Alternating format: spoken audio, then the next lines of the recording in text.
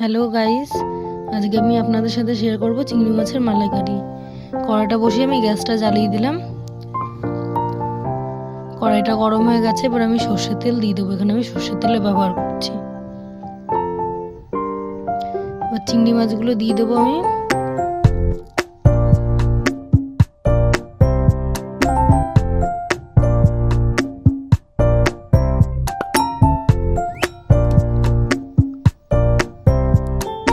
পিঠ নাড়িয়ে ভাজা ভাজা হয়ে গেলে এবার আমি তুলে দেবো।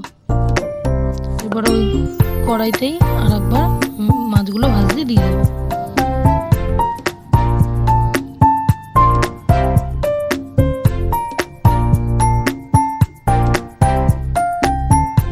পিঠে করে ভেজে এবার আমি মাছগুলো তুলে নেবো। ওই তেলেই আর একটু তেল দিয়ে কালো জিরে ফোড়ন দিয়ে দেবো।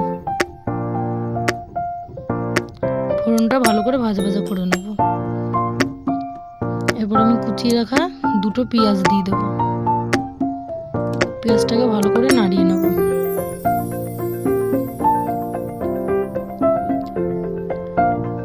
পেঁয়াজটা আমার ভালো করে ভাজা ভাজা হয়ে গেছে। এবার আমি মালাইটা দিয়ে দেবো। দেওয়ার পর আমি ভালো করে নাড়িয়ে নেব।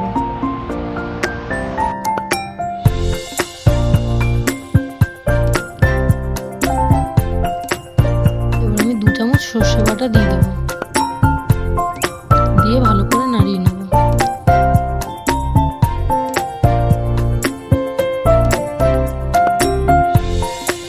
আমি পোস্ত বাটা দিয়ে দিলাম 2 চামচ।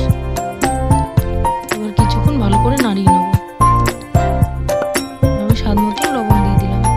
1 চামচ হলুদ গুঁড়ো, 1 চামচ জিরে গুঁড়ো, 1 চামচ ধনে গুঁড়ো, 1 চামচ লঙ্কা বাটা গুঁড়ো দিয়ে ভালো করে কষিয়ে নেব।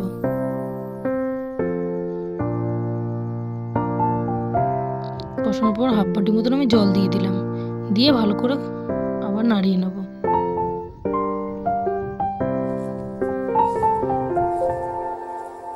এবার আমি ঢেকে দেব। এবার ঢাকনা খুলে আমি কিছুক্ষণ ভালো করে নাড়িয়ে নেব। ফুটে আসলে এবার আমি ওপর থেকে চিংড়ি মাছগুলো দিয়ে দেবো, দিয়ে আবারও ভালো করে নাড়িয়ে নেব।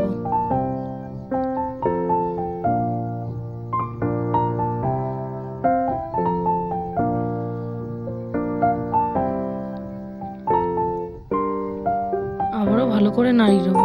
হাফ কাপ মতন জল দিয়ে দেবো, আমার মনে হয়েছে তাই দিয়েছি, আপনাদের মনে হলে দেবেন।